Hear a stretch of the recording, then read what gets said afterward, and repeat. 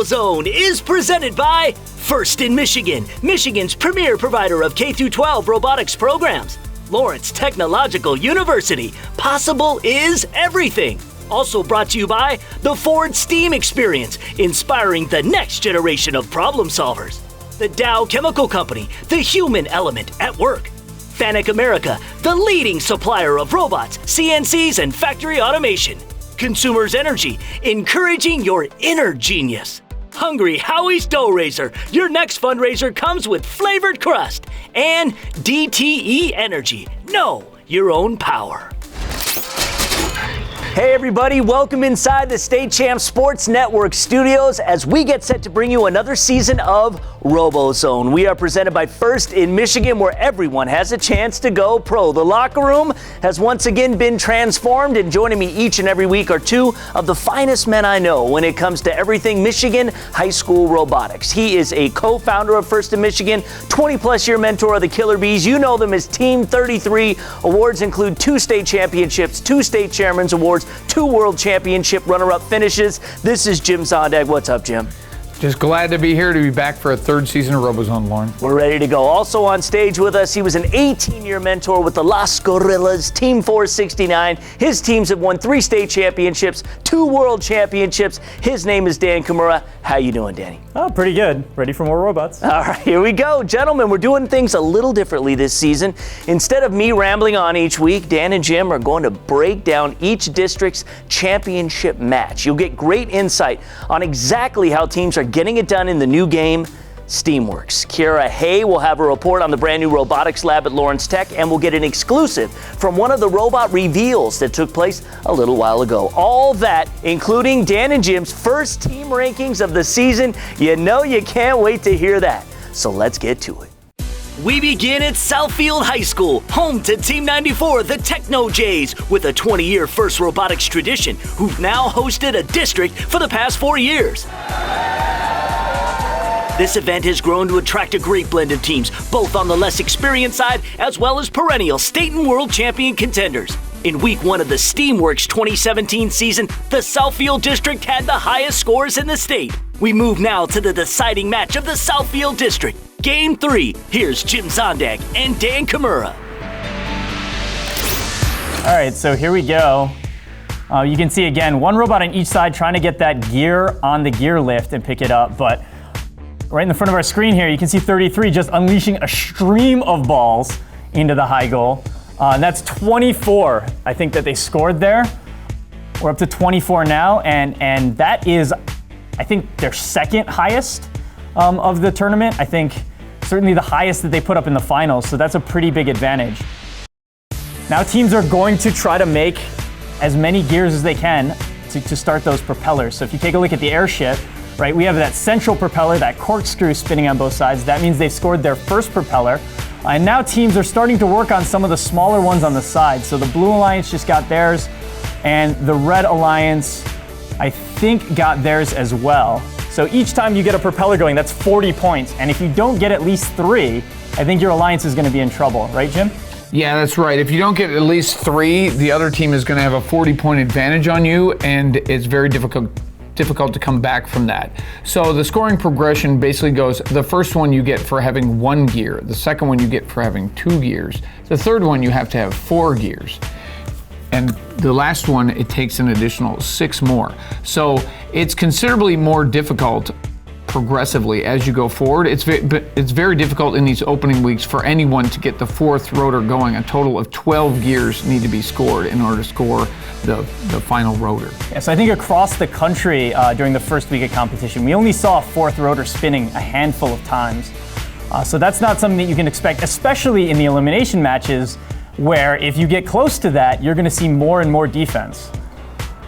Yeah, so what you're seeing here now is the Killer Bees triggered another one of the hoppers. The hoppers control 50 balls. They take a second carriage of balls. You can see the tractors from Fortson High attempting to play defense as the Killer Bees move into the corner. They back off, and the Killer Bees will unload another stream of balls. And the Bees are able to do this again, right? Because they already have, that Red Alliance already has their 3 propellers going.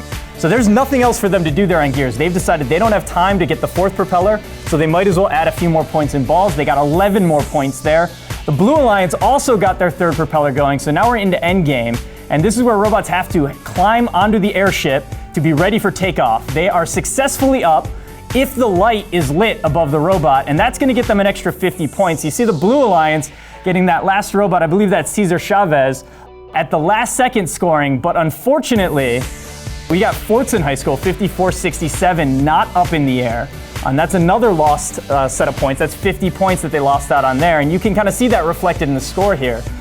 That 325 to 235 final score. Yeah, and with that, the Red Alliance takes the victory. So the Red Alliance, the number 1 alliance, is the champion of the Southfield district. And again, I mean, it matches in week 1. If you don't get your gears done and you don't get your hangs off, you're not going to win the match. It is so exciting to win after like so many long nights and long days and multiple hours of just prototyping and working and putting everything together. It was totally worth it and everything paid off.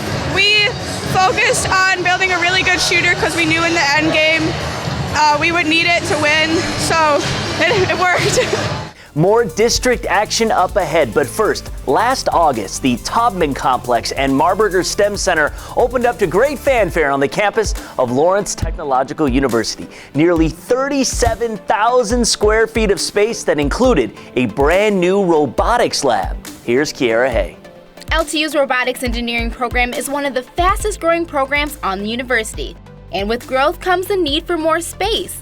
The new Robotics Lab has state-of-the-art equipment and basically anything you would need to build a robot from scratch. And what we like about the Robotics Lab is that it's a thinker space format. There are things that I never imagined as a student having available. There are some really, nice state-of-the-art equipment like CNC machines, 3D printers that they can use to build the robots, and they have the freedom to come in and do whatever they want here. The lab is open 24 hours, and the students are able to use the lab for schoolwork and personal projects. The students are always working on amazing projects here, and right now one of the senior projects for the students actually is this robot docent that they're building for the Ford Model T Museum.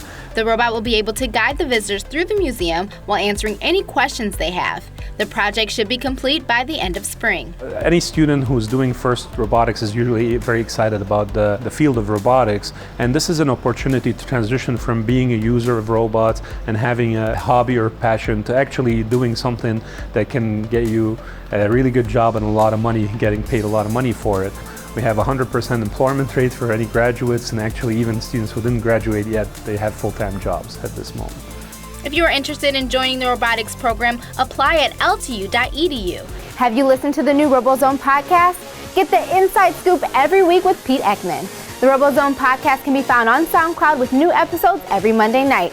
You can also listen on the RoboZone YouTube and Facebook page. We'll be right back.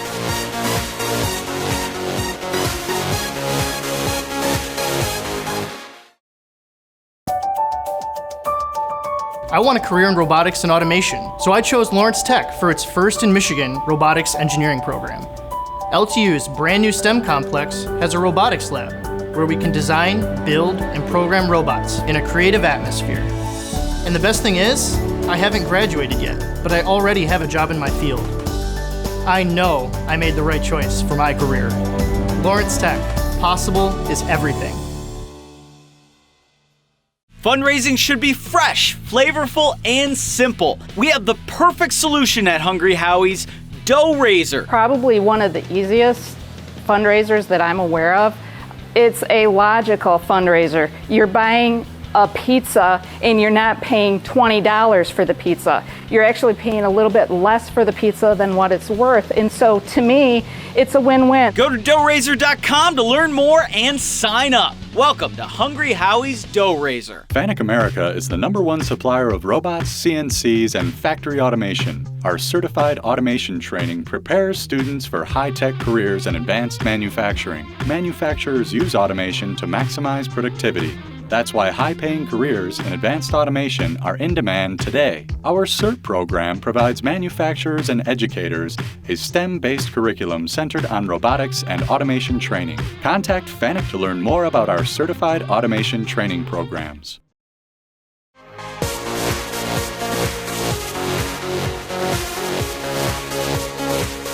Welcome back to RoboZone as we head to Flint. Kettering University has been a partner with FIRST Robotics for nearly 2 decades. They love it so much, they host not 1, but 2 districts. In fact, Kettering is so invested in supporting the growth of high school robotics, they built a FIRST Robotics Center to support numerous Flint area programs. We turn our attention now to the deciding match at Kettering number 1, Game 3. Once again, Jim Zondag and Dan Kimura. All right, here we go in autonomous mode, and you can see that the Red Alliance, both the Charge and Steiner, both trying to place gears in autonomous mode. And the Charge is successful. Mm-hmm. And behind them, we got a robot shooting in the boiler, but not making enough to score any points. Well, they're worth 1 apiece, so that must be 0 in autonomous mode, or they weren't scored in time. So it looks like we got 1 gear apiece in the autonomous mode for each. So getting a 20-point bonus and parity on both sides. And already we've got the second rotor spinning for each alliance rear right away for both red and for blue. Yep, again, those big structures on our field, we call them airships. We got to get those propellers spinning so we can take off at the end of the game. But each propeller spinning 40 points and a huge piece of the puzzle. You can see at the top of the screen, the red robot is trying to load a gear from their loading zone. And you'll see a tape line there, and that tape line actually shows a protected zone. If you're inside that protected zone, you can't be contacted, and we just saw contact between the blue and the red robots there. You see the ref shaking the flag, and they made an X symbol with their hands. That means it's a tech foul. So a normal foul is only going to give the other team 5 points. A tech foul is 25, and that's going to be a lot to come back from. Yeah, fouls really make the difference. They're one of the wild cards in this game. We talked about the magic 285. That's obviously assuming that there are not foul points in the game. So 25-point tech fouls really can change the outcome of a match. So you really got to play clean and play smart. And looking at the score, I think they might have called 2 individual tech fouls there instead of 1. So I think they've got 50 extra points. So they could make up for not having a rotor spinning. Of course, they've got their 3 already. Or if they miss a hang, they might have a chance. You see the ref again signaling that was a pinning count, and that did not result in a penalty. So again, the Red Alliance, only 2 of the 3 rotors that we want to see spinning are spinning at this point. But we've got another delivery coming. And we got the end game now. The ropes are down and the ropes are starting to climb. The Charge from Midland climbing up, and looks like another robot from the Blue Alliance climbing up. 1 more for red. 2 up for blue. And looks like we're getting a 3rd one ascending for red. But in the final seconds, is the 3rd light on, Dan? I don't think so. So I think they were short a climb, and that's 50 points. But again, don't forget the Red Alliance got 50 penalty points, so that could be a wash for them. They still have a pretty good shot at this match. And I think that score is final. It was 310 for the Red Alliance to 305 for the Blue Alliance. Again, they missed the hang, but they made up for it with those penalty points. Yeah, so penalty points really bring the match back to parity and taking a win for the Red Alliance, which is the number 1 alliance at this Kettering district. Well, we all worked together really, really well to get the gears on the airship. We all knew which pegs we needed to go to, what spaces we were going to occupy. Plus, we played some really shut-down defense when we needed to. We didn't have any time to practice, and we had no code until we backed it up to come down here. So we had code issues, but getting the climber to work was the biggest thing. Don't go anywhere. Coming up, one of the biggest events of the season is right at the beginning. It's called the Robot Reveal, and it's always very exciting. That story, plus we check out the championship match from Lakeview District when RoboZone returns.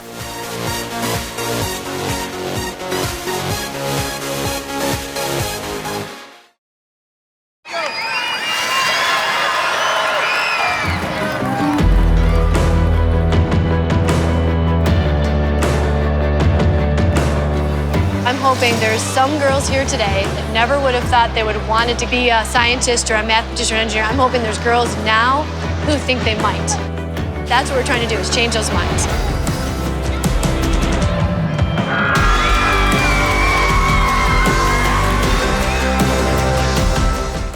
What is DTE Energy doing to help support Michigan communities?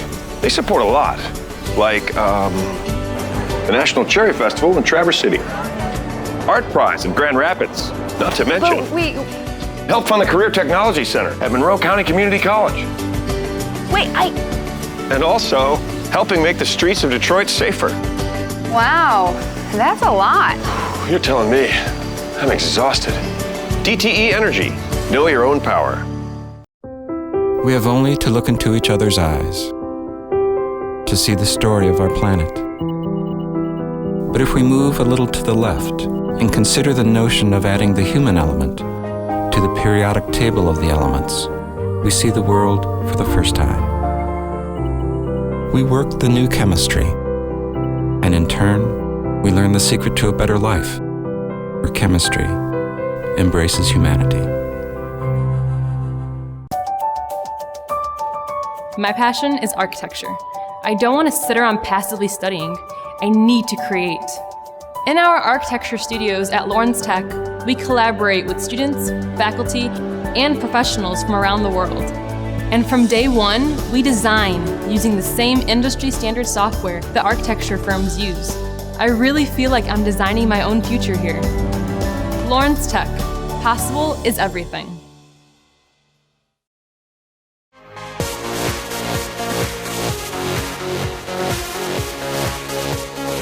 The competitions are now in full swing, but we're taking it all the way back to January where it all started, at the 2017 kickoff event held at Novi High School. Just like first robotics competitions, the day was full of excitement, entertainment, and anticipation as teams from all over Michigan filled the auditorium awaiting the big reveal. Word spread that the competition will be surrounding Steamworks, so before the reveal we caught up with some teams to see what they thought this meant for this year's games. I'm really excited because I really like the steampunk theme. For this year, I was thinking of something with a mini bot.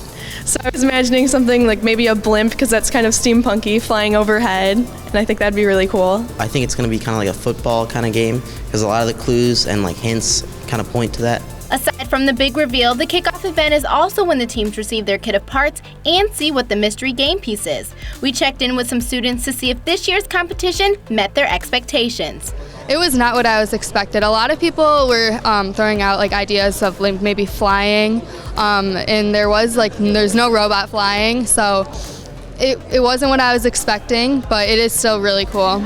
I'm very excited. There's just a whole lot of aspects to cover out the game, how to handle all the different types of game pieces there are, and how to cover each and every aspect of it, and like how to get the most points and just succeed in it. And after seeing all the robots, I have to say the teams did not disappoint. For RoboZone, I'm Kiara Hay. Off to the west side of the state for the Lakeview District in Battle Creek. The second year Lakeview High has hosted an event, younger teams and a heavy contingent from the west gathering in the Cereal City. Props to Denso International, major supporters of this district competition. Lakeview, also the site of the Michigan State Championship for the first Tech Challenge Middle School Robotics Competition. We head to the final match of the Lakeview District, Game 3. Breaking it down, Jim Zondag and Dan Kimura. All right, once again, here comes the auto mode, 15 seconds of pre-programmed driving. Looks like both alliances are just trying to get across the line and score that gear. And we can see the red alliance has the gear up and in place in time. That's going to be 20 extra points. So there's a number, a score number that we're gonna see a lot and we're gonna talk about a lot, and that is 285. You need to get 285 if you are going to win matches in the playoffs and actually in the qualifying. On the red side, they've got to get that gear up from the robot, lifted up into the airship. And there are actually a lot of rules about how far they can reach. They can't reach below the deck, so they've got to get that pulled up far enough. And that gear is actually sitting on a spring, and I know you competed this weekend, Jim. How do you feel about those springs? The springs, it's a difficult thing. It's much more difficult than it looks. The spring is kind of flexible. The openings on the gear themselves are pretty small. You have to line it up pretty precisely, get it on the spring, and then even then, if the human player, the pilot in the airship pulls up too quickly, the gear can fall off the spring on its way up into the airship. Yeah, and I only had to replace a dozen of those over the weekend. Yeah, they do get bent by robots coming at them at full speed, certainly. So another couple gears scored by both alliances. They're still a couple gears short from that third rotor, that all so critical third rotor. So we see 4003 For the Red Alliance, that's the Allendale team coming in to try to add another gear. And the human player up there, that pilot in the airship, really signaling back to the drivers of what they need to do. But it's still, again, it's hard to get that lined up. It's a small gear, it's a small spring to put the gear on, so it's very easy to accidentally drop that on the ground. Yep. So again, almost parity on both sides. We got another gear, and looks like going to get the next rotor here for the Red Alliance, bringing them back into play. They dropped a couple of gears on the way there, but we still have a very close score. Red Alliance with a 20-point advantage from the autonomous mode. Looks like they're bringing the last gear up right now. Some quick motion by those pilots cranking. There it is. They got to crank that, what, 3 times or 4 times in order to get the rotors started. So now they have 155 points, maintaining that 20-point lead into the final seconds in the end game. You can see again, 52.05. Their robot over here in blue, it looks like it has no power. So that robot is not moving. I can't see any lights on that robot. So obviously they're not going to be able to hang, and that's a huge loss. But you can also see the third blue robot trying to make a hang. All 3 red robots light up their beacons, and it looks like we only have 2 blue ones. So again, if you take that 285 baseline score and you subtract 2 blue robots that aren't hanging, 50 points apiece, that's their final score of 185. And the Red Alliance with 305 points takes the win. And again, that's our 285 plus the extra 20 points in auto mode. Yeah, but even with a good 305 score like that, 50% of that total score pretty much is coming from the final seconds and the end-game climbs by the 3 robots. Yeah, you cannot miss a hang in this game. I've been working with some of these people again for 4 years, and we've all been through it the 6 weeks, all the hard work and this blood, sweat, and tears that goes into it, and to cap it off like this, there's no words can't describe it. We strategize, all of us do scouting, so that way we can make sure we have the best alliance.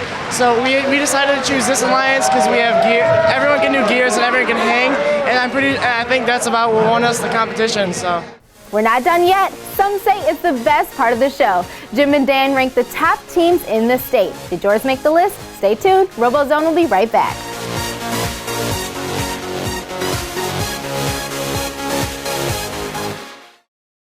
FANUC America is the #1 supplier of robots, CNCs, and factory automation. Our certified automation training prepares students for high-tech careers in advanced manufacturing. Manufacturers use automation to maximize productivity.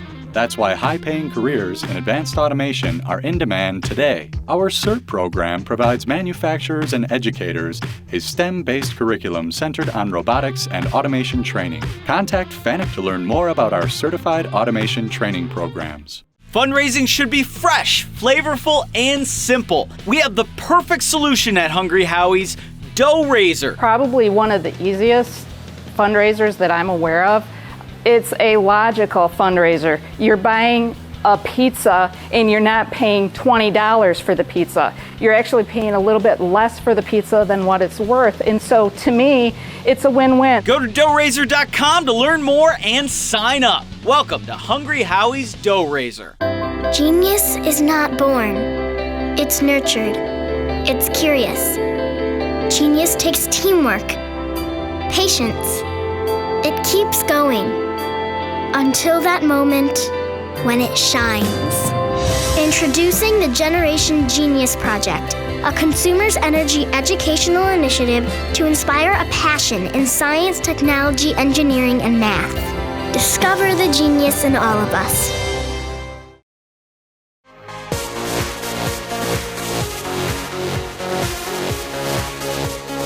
Welcome back to RoboZone. Dan and Jim are back with me, and it's time to talk the top teams in the state. We rank them, and it always generates a lot of conversation. So, guys, go for it. We'll start with you, Jim. Who is the current cream of the crop? All right, thank you, Lauren. I've got a top 10.